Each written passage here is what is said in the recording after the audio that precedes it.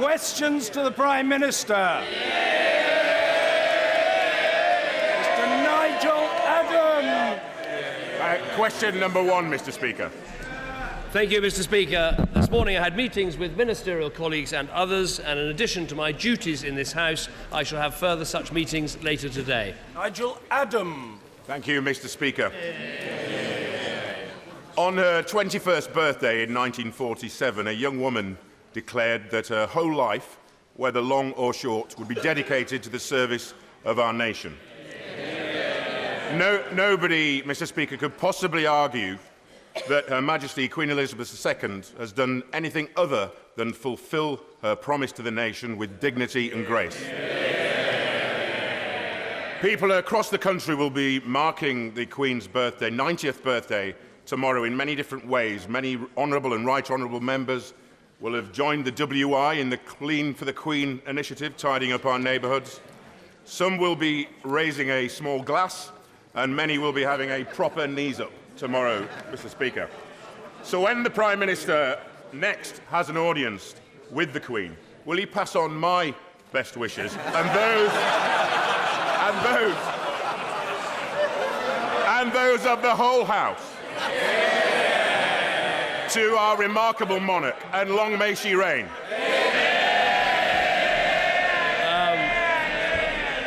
I'm very glad my honourable friend has raised this. I will certainly pass on his best wishes and best wishes from right across Yorkshire.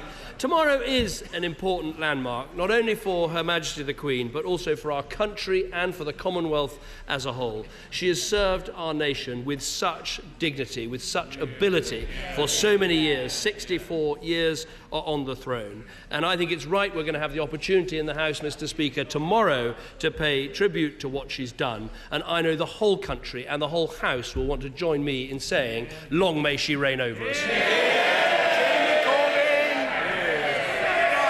Thank you, Mr. Speaker. Thank you very much, Mr. Speaker. I'm also looking forward to wishing her a happy birthday tomorrow. But until then, Mr. Speaker, could the Prime Minister explain why he is intent on forcing good and outstanding schools to become academies against the wishes of teachers, parents, school governors and local councillors? The short answer is because we want schools to be run by head teachers and teachers and not by bureaucrats. That is why we support the policy. But we also support it because of the clear evidence of academies. If you look at converter academies, 88% of them are either good or outstanding. And you look at schools started by academies, they see a 10% improvement on average over the first 2 years. The results are better, education's improving. I say let's complete the work.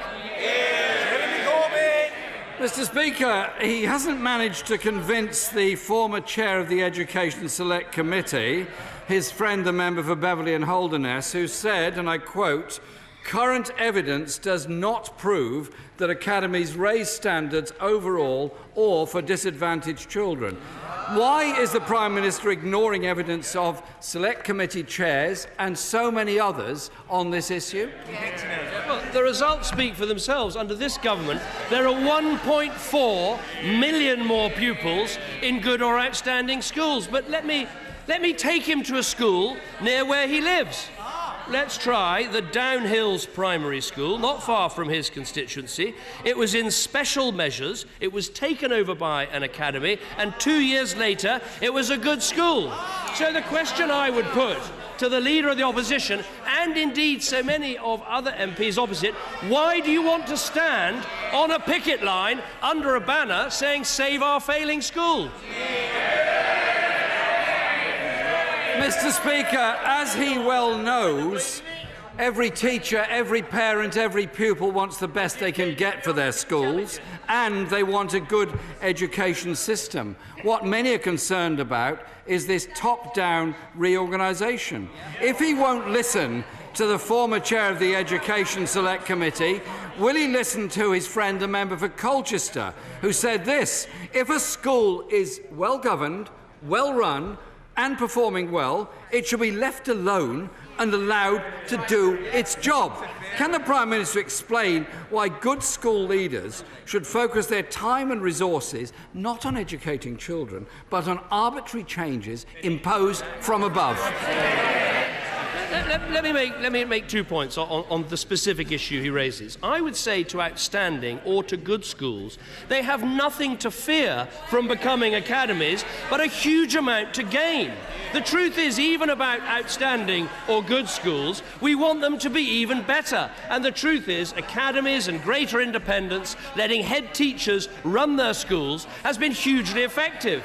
And actually, this is something started by the Labour government, given rocket boosters under this government. We see massive improvements in our schools because of academies, and we say, let's get on with it, finish the job, and give all our children a great opportunity. Mr. Speaker, I'm sure the Prime Minister is aware of the views of people in Oxfordshire on this issue. Councillor Tilley, the Conservative Cabinet Members for Education in his own county, said, "I'm fed up with diktats from above," saying, you will do this and you won't do that.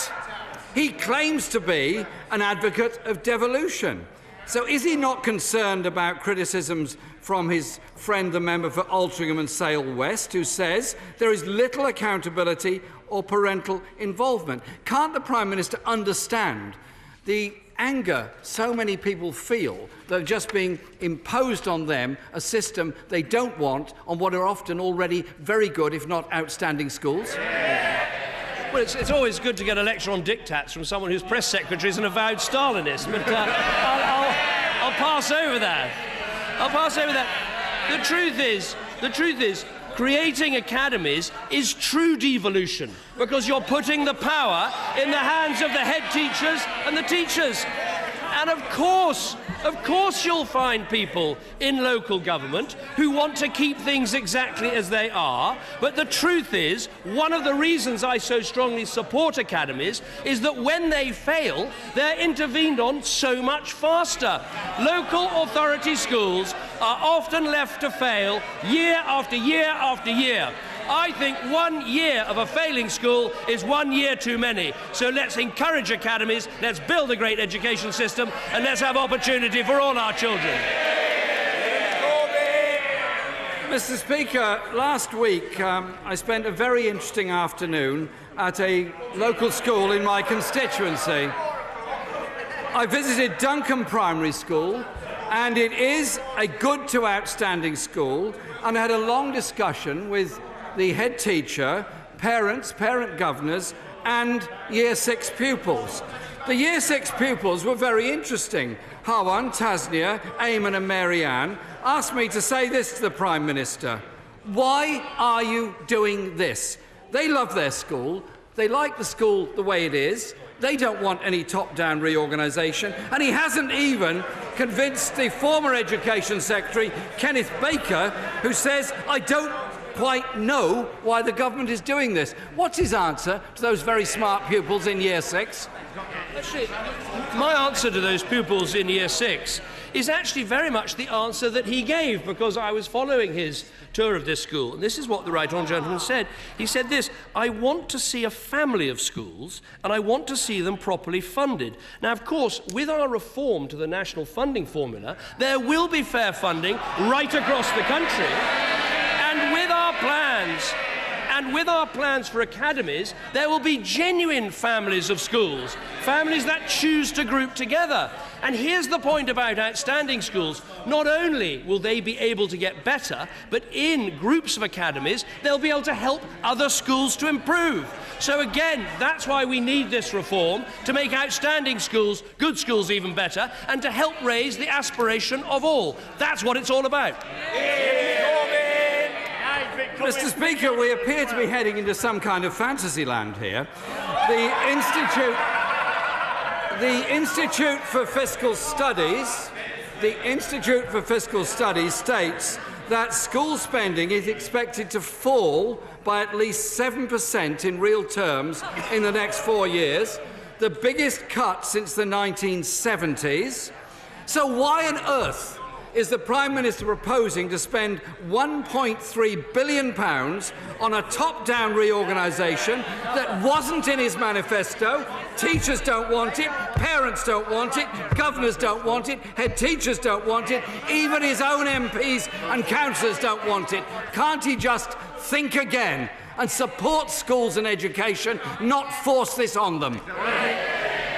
Well, let me answer his question very directly about spending, because we have, of course, protected spending per pupil all the way through the last Parliament and all the way through this Parliament, and we're spending £7 billion on more school places to make up for the woeful lack of action under the last Labour government. That is the truth on spending.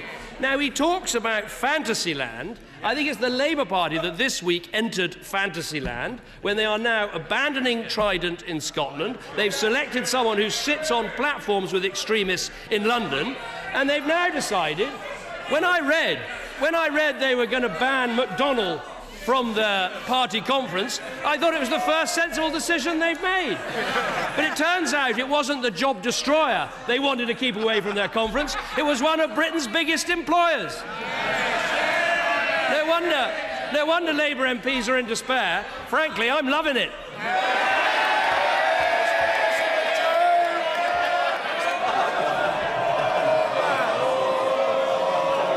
Thank you, Mr. Christopher Joe. Thank you, Mr. Speaker. Can I ask my right honourable friend whether he agrees with the Treasury forecast issued on Monday, which warns that if we stay in the European Union, there will be 3 million more migrants by the year 2030. Last year, my right honourable friend and I were elected on a clear manifesto pledge to reduce net migration to the tens of thousands. How are we going to be able to deliver on that pledge unless we leave the European Union? Well, the point about the Treasury forecast is it takes the Office of National Statistics figures and the ORB figures and it doesn't alter them, but it's trying to make a very clear and pure argument, backed by the Governor of the Bank of England yesterday, that shows what would happen if Britain leaves the EU. Now, there's a demand out there for independent and clear statistics, and that's exactly what the Treasury provided. Angus Robertson. Thank you very much, Mr. Speaker. It's believed that the recent murder of Glasgow shopkeeper Assad Shah was religiously motivated. And this week, Christian, Jewish, Sikh and Ahmadiyya Muslim faith leaders launched a campaign across Scotland entitled United Against Extremism. Will the Prime Minister join me and colleagues of all parties in supporting the aims of this campaign to support and foster understanding and stand up to extremism? Yeah. I will certainly join the right honourable gentleman. This was an absolutely shocking murder, and I think what it demonstrates again, and what his question hints at, is that we need not only to stand up against violence and acts of appalling violence like this, but we also need to stand up against the extremist mindset that sometimes tries to justify events like this or other such outrages. Angus Robertson. In total agreement with the Prime Minister, and the murder of Assad Shah is just the most recent example of sectarian extremism targeting the Ahmadiyya Muslim community in the UK. This includes reports of Ahmadiyya being refused employment, of businesses being boycotted, of school children being bullied and shunned, and people like Amr Anwar, who've worked to bring faith leaders together, have faced death threats. Does the Prime Minister agree that this is totally unacceptable in a country where we believe in free speech and religious tolerance, and the time has come for all community and all faith leaders of all religions to stand up against extremism? Now, I certainly agree that faith leaders can play a huge role in standing up against extremism, and I welcome what they do. But again, I think we need to be very clear about what we're facing. The attack on Ahmadiyya Muslims by other Muslims demonstrates once again that what we face is not some clash of civilizations between Islam and Christianity or Islam and Buddhism. What we are seeing is a small minority within one of the great religions of our world, Islam, believing that there is only one way, a violent extremist way of professing their faith. This is a battle within Islam, and we have to be on the side of the moderate majority and make sure that they win it. We have to really understand what is happening here, otherwise we'll take the wrong path. Kevin Foster. Thank you, Mr. Speaker. The future of services provided by Paignton Hospital has been thrown into doubt this week by news that the CCG and local trust are about to launch a consultation that could see it closed with no replacement. Does the Prime Minister share my concerns, and would he agree it is vital services are replaced and the trust and CCG justify their actions? Well, I'm aware of the draft proposals concerning Paignton Hospital, and I understand that no decision has yet been made. The plans are due to be considered by the clinical commissioning group's governing body, and remember, these bodies are now, by and large, clinically led, and I think that is important. Decisions about what services are required will be taken by that group, but if there are significant changes, they do still have to meet 4 key tests: support from clinical commissioners, strengthen public and patient engagement, clarity on the clinical evidence base, and support for patient choice. All those things have to be satisfied. Geraint Davis. Mr. Speaker, the air in our cities is both toxic and illegal, with diesel fumes contributing to 800 deaths a week. That's 40,000 killings a year. So why is the Prime Minister, instead of removing the most heavily polluting diesel vehicles from our streets, lobbying the EU in Brussels with the Mayor of London to weaken plans to improve our air quality and save lives? We are investing in better air quality. Since 2011, we've committed over £2 billion to help bus operators upgrade their fleets. We've seen air quality improve between 2010 and 2014 in terms of emissions of nitrous oxides coming down by 17%. When it comes to these standards that we all have to meet, we are working with our car industry, and I want a strong car industry in Britain. I'm proud of the fact that it's recovered so strongly, that in the northeast of England we now make more cars than in the whole of Italy, that we are a major investor and builder of diesel engines, but we're going to make sure that they have the resources they need to meet the highest standards that are set out. Matt Warman. Thank you, Mr. Speaker. It is a truth universally acknowledged, Mr. Speaker, that fish and chips taste best on the beaches of Skegness, and that's why 4 million people visit those beaches every year. Does the Prime Minister agree with me that we should work with the Environment Agency, the local enterprise partnership, the local councils, build on the work of this government that has brought jobs and growth, extend the tourist season and build a £1 billion coastal economy by the end of this decade? No, my honourable friend is absolutely right, and that is why I announced the 5-point plan for tourism last year to encourage people to visit UK resorts, both from overseas and British people as well. And that's exactly what's happening. And isn't it interesting, in the week when we're supporting fish and chips on this side of the House, they're banning McDonald's. Sue Hayman. Thank you, Mr. Speaker. Mr. Speaker, more than 2,000 people have signed a petition started by Alison's chemist in Cockermouth in my constituency, calling on the government not to cut the funding of community pharmacies. Given the media reports last week regarding the actions of Boots, who now face investigation by the regulator, isn't it time the Prime Minister and his government supported independent pharmacies like Alison's, which are a vital lifeline for our community and help to keep our high streets alive? No, well, we are supporting rural pharmacies. There's a specific scheme to help there, but if we look at the last 5 years, there was a massive increase in pharmacy spending, and as we make sure that as much of the NHS resources go to the front line, the doctors and the nurses and the operations and the A&E that we want to see carried out, we've got to make sure we're getting value for money in pharmacy, while at the same time protecting the rural pharmacies that she speaks about. Christopher Pincher. Mr. Speaker, given his earlier important comments, does my right honourable friend agree that it is the duty of all members of this House to condemn without caveat all extremism and never to share a platform with any extremist? I think my honourable friend is absolutely right. If we are going to condemn not just violent extremism, but also the extremism that seeks to justify violence in any way, it is very important that we do not back these people and we do not appear on platforms with them. And I have to say, I am concerned about Labour's candidate as Mayor of London, who has appeared again and again and again.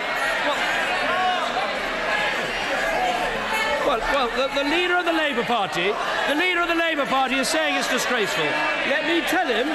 Right, so, Suleiman Ghani The honourable member for Tooting has appeared on a platform with him 9 times. This man supports IS. He even shared a platform. Well, Mr. Speaker, I think they are shouting down this point because they don't want to hear the truth. Anyone can make a mistake about who they appear on a platform with. We're not always responsible for what our political opponents say. But if you do it time after time after time, it is right to question your judgment. Diolch, Mr. Speaker. News overnight of a management and worker buyout at Tata Steel Port Talbot will bring hope to the 18,000 people whose livelihoods are supported by the company across the supply chain. It is critically important that the UK government provides all the support it can. Will the Prime Minister become the company's head of sales and meet personally with Port Talbot's 20 biggest customers who make up around 50% of its sales to ensure that no orders for Welsh Steel are lost? Well, we will certainly do everything we can to help this company and also to help it with its customers during this difficult time. Right now, we are talking with the board of Tata to make sure that all the questions they need answered are answered by us, because we want to have a proper sales process with proper buyers coming forward, and we want to be very clear that the government is prepared to support that process and support the outcome, and that's exactly what we'll do. Charlotte Leslie. Thank you, Mr. Speaker. The EU's security is only as strong as its weakest border. So does the Prime Minister share my concerns not only over Chancellor Merkel's apparent legitimisation of President Erdogan's reservations about freedom of speech, but crucially her decision to liberalise visas, Turkish visas, in a country with such porous Syrian borders and such booming identity fraud?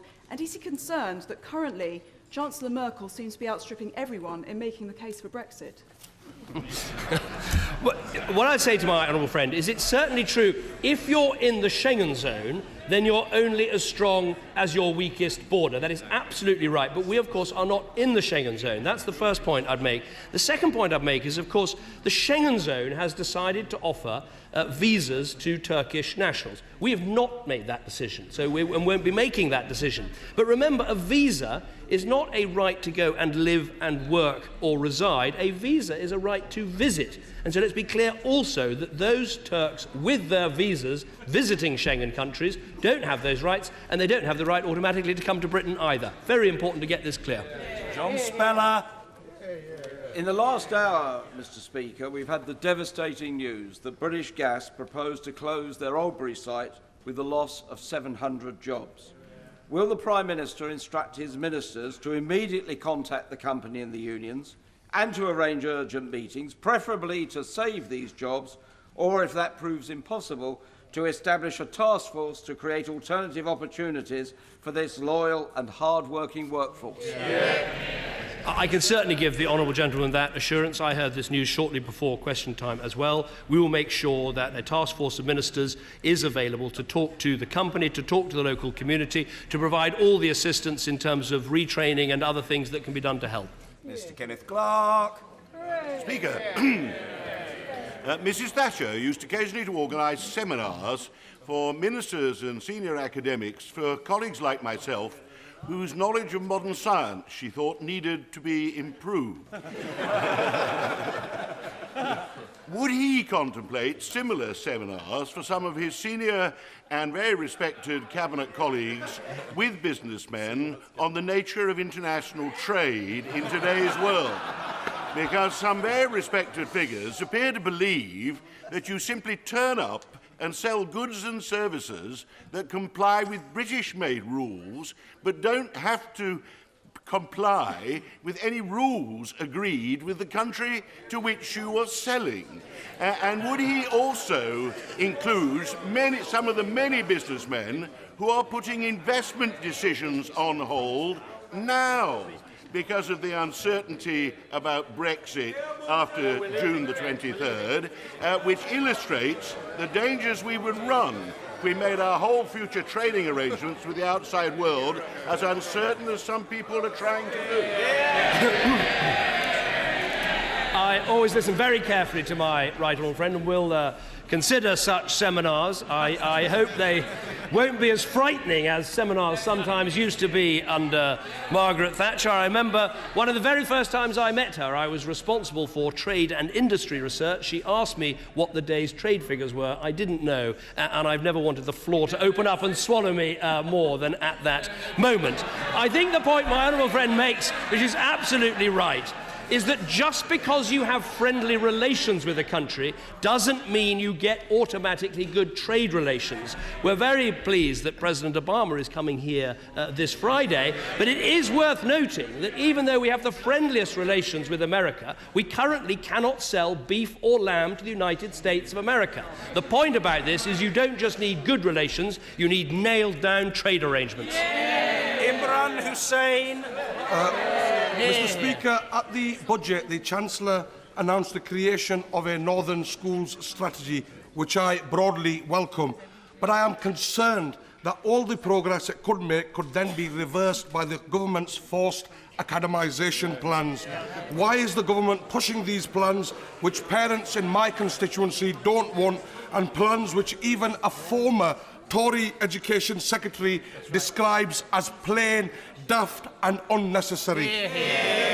Well, what I say to the honourable gentleman is to wait for the outcome of this review, which my right honourable friend the Chancellor set up. But the point I'd make is that some schools that have been failing for year after year have been left by local authorities in that state. And actually we've found that the way to help succeeding schools to fly and for failing schools to improve is to have academies. The evidence is right there in front of us, and that's why we're so keen on progressing this. Dr. Liam Fox. Thank you, Mr. Speaker.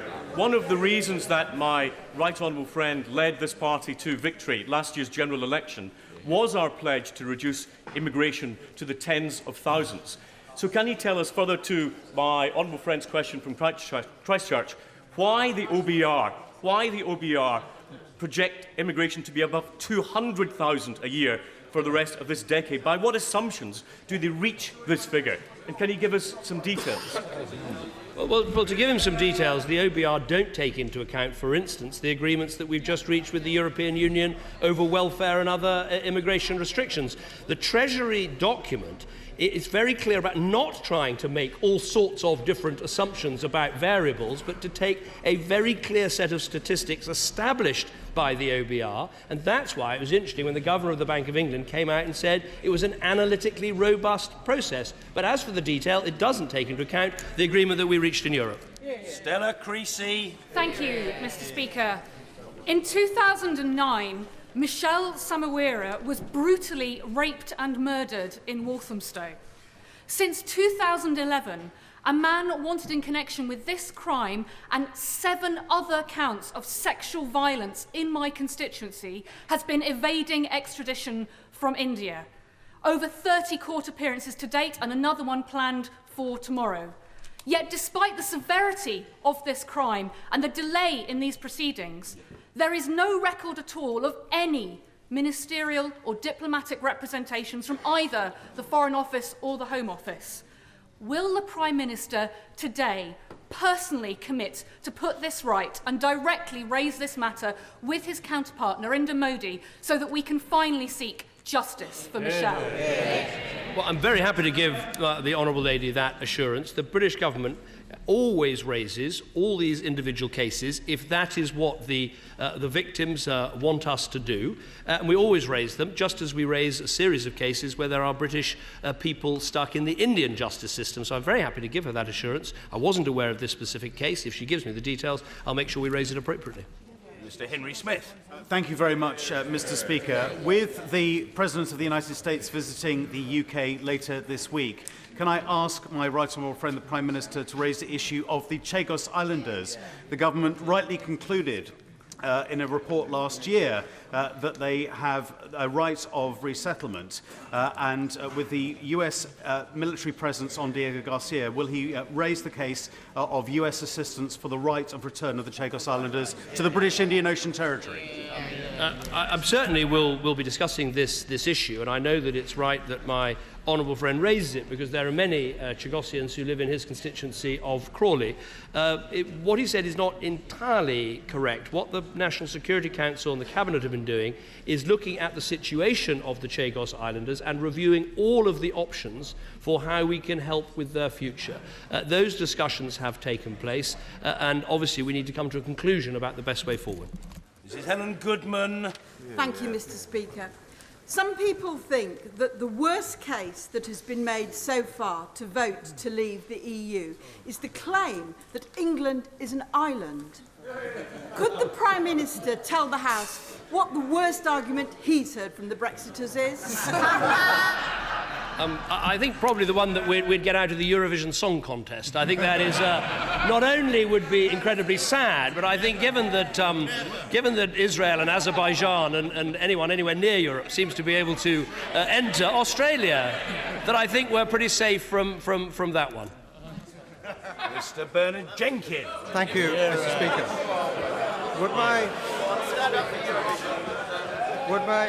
Would my right honourable friend point out to President Obama that in a series of European court judgments, such as Davis and Schrems, using EU data protection laws and the EU Charter of Fundamental Rights, the EU has established its jurisdiction over our intelligence data and sought to prevent our intelligence sharing with the United States? Will he therefore warn the President that if we vote Remain, far from the US gaining influence in the EU, the United States is losing control and influence over her closest ally? I'm sure the President will take all of these calculations into account before saying anything he might have to say. Let me just make 2 points. First of all, this decision is a decision for the British people and the British people alone. We are sovereign in making this decision. Personally, I believe we should listen to advice from friends and other countries, and I struggle to find the leader of any friendly country who thinks we should leave. The second point, when it comes to the United States, it is worth looking at what so many Treasury secretaries have said, going back over Republican or Democrat administrations. It may not be the determining fact for many people, indeed for any people, but listening to what our friends say in the world is not a bad idea. Mr. Speaker, the average property price in my borough of Hackney is £682,000. The median lower quartile rent for a two-bedroom flat for a month is £1,500, and overcrowding and demand for social housing is the highest I've seen in 20 years. Can the Prime Minister tell my constituents how on earth the housing bill is going to help them? Well, it's going to help them because we're building starter homes for the first time that people can buy. We're extending the right to buy to housing association tenants so they can buy homes. Well, I notice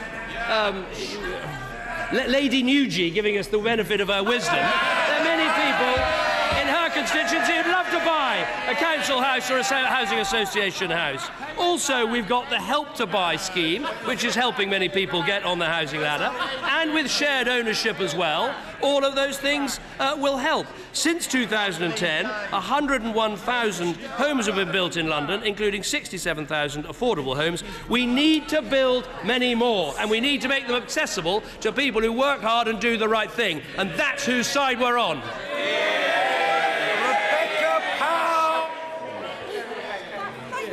Thank you, Mr. Speaker. Prime Minister, on a slightly environmental note still, woodland is much valued, not least for recycling much of our hot air, but especially ancient woodland, and there's only 2% of it remaining. It's as precious as the rainforest, and its biodiversity can't be replaced. Would the Prime Minister agree that this precious habitat, and the Prime Minister has 331 ancient and veteran trees in his constituency, would he agree that it ought to be protected in line with heritage sites and national monuments? Well, I'm very lucky to have an ancient forest, the Witchwood Forest, in my constituency, probably containing many of the trees that she mentions. I'll look very carefully at what she says. I think perhaps the most important thing we can do is make sure that we are planting more forests, more trees, more woodland, which this government has a very good record on. Nigel Dodds. Thank you, Mr. Speaker. The Secretary of State for Northern Ireland said recently, and rightly, that politics in Northern Ireland was on a more stable footing than it has been for some time, and we, for our part, will continue to offer strong leadership for a better future in Northern Ireland. But people in Northern Ireland are concerned about a two-sided approach to the past, as exemplified by the decision this week to investigate a police officer who bravely stopped an IRA bomber trying to kill police officers 25 years ago at a police station. Will the Prime Minister agree with me that we have to get behind our security forces, praise them for the work they did in Northern Ireland, and not persecute them going forward? First of all, let me pay tribute to the right honourable gentleman and his members of Parliament and members of the Assembly. I think it's right to say that politics in Northern Ireland is more stable and, frankly, is more productive now than it's been for many years. Obviously, these issues around the acts of the past still cause a huge amount of pain and difficulty on all sides of the debate. But I think one of the things we have to hold on to is the fact that we have an independent and impartial justice system. Order.